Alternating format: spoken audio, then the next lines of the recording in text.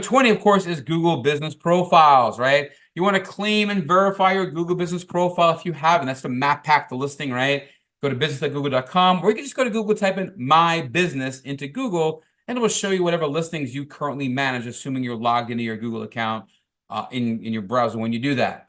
Shoot for 100% complete GBP information page. Get the whole thing filled out. Make sure you're using all of it. Include hours, special hours, products, services, year open, and whatnot.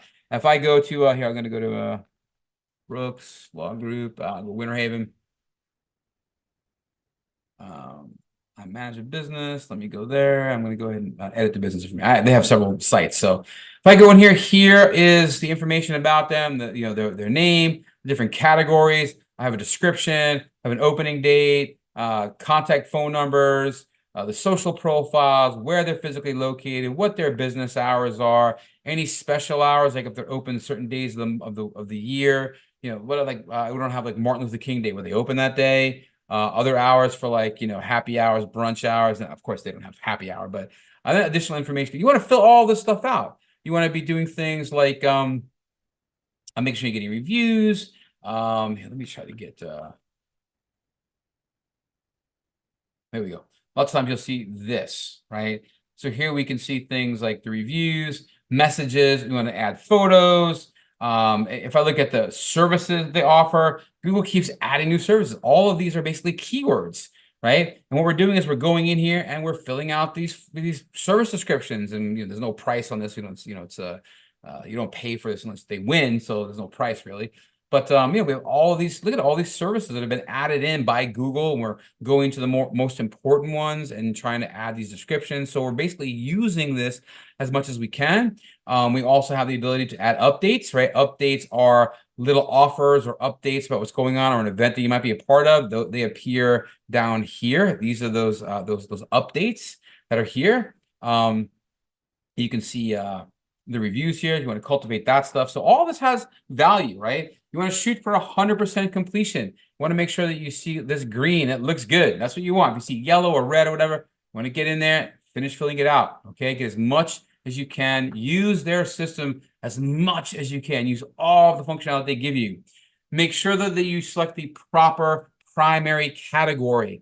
Don't write your own in. Pick the one that's best for you that Google provides, and see what category your competitors use. I use a really cool new plugin called GBP Everywhere, GBP Audit for Local SEO. It actually is in the Chrome store. You can find that by just typing in GBP Everywhere, into Chrome. You'll find it. You can add it. It looks like this on the toolbar. And if I go to like a local map app, let me go. See if I go to. I'll do like.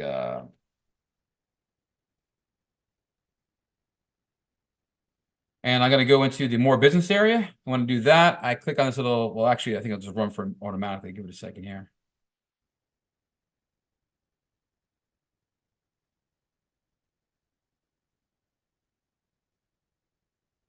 Turn it on. There we go. And now I can see here like which categories this company's is. Tampa-based. I was looking for a dentist the other day. I actually almost canceled on you guys today because I'm having a problem with my tooth, but thank God for Advil. Dentist, cosmetic dentist, dentist hygienist, teeth whitening service. They have three of the same. This only has one, right? He might be better off getting multiple ones.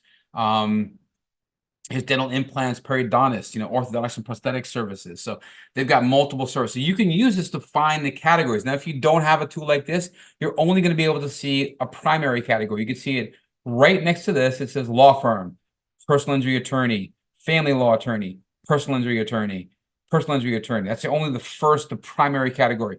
And you want to make sure that you don't have the primary category wrong. You want to make sure your primary category is spot on, exactly what your competitors are, because if you're different than what your competitors are, you are less likely or maybe nearly impossible for you to rank for the keyword phrase that they're ranking for because they've got the right category picked. So make sure you get that right one down. Add a few others as well. Acquire and respond to all reviews quickly. You want to respond to reviews within 72 hours or faster if possible.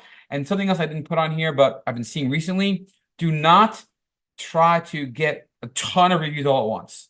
So this happened recently. In fact, we are currently working with a client that I feel that they wound up getting, when we looked at the pattern a month ago, they had about 25 reviews.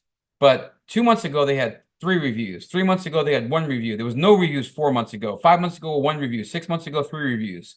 So the pattern was kind of like a couple a month, basically, right? And all of a sudden, there was like 20 of them in the a month or so ago. You know what happened? Their local rankings fell off the face of the earth, and we're trying to figure out exactly what happened. We only kind of began to look at those actual reviews and looking at the patterns. Then we started looking at the words in the reviews and going, these almost look like they're fake, or like they're just kind of, they're not real clients, something. So we're like, maybe there's a problem here.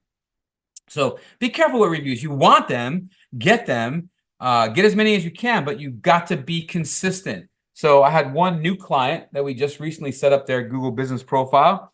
And what did she do? I sent her up a nice, easy link that she could email to all of her, or text to all of her clients. So what she do? She texted all her clients. And she was getting one after the other, after the other, I was like, whoa, I messaged her because I see the reviews too, right? Because I'm a manager of the account. I messaged her, like, hey, back off. You don't want to keep getting all these. You don't want to have like 15 reviews in this month and then not have another review, or have 1 review in the next month and 1 review after that.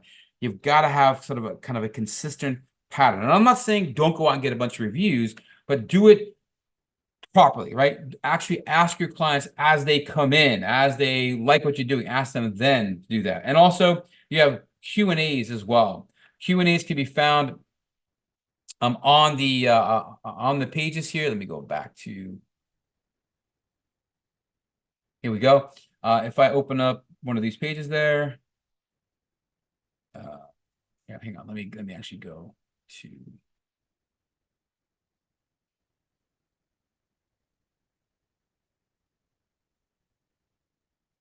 guys are local here. Here we go. So you can see here, you've got questions and answers, right? It says, be the first to ask a question. So anybody can ask a question. But here's the thing. Anybody can answer the question. So it's really a good idea to seed this list where you can, right? So if we look here, yeah, they have 27 questions, right? And notice that who can be at fault in a truck accident? And they responded. How to document a truck accident? They responded. What should I do after being involved in a truck accident? They responded. So they actually seeded this list. They wrote the questions and the answers that were frequently asked so that people can come in here and see them. But in other places, somebody else could ask the question and somebody else could answer it. I think if I do,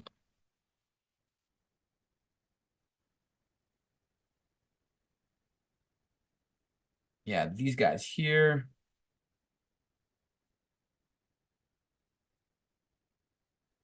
Q&A. Let me just do it a little differently here. I want to get that knowledge graph thing show up here.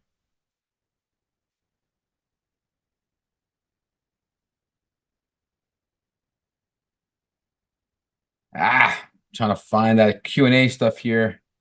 This is going to take me into the, yeah. All right, well, you kind of see what I mean by the Q&A. I don't want to, I'm having a hard time finding it for them.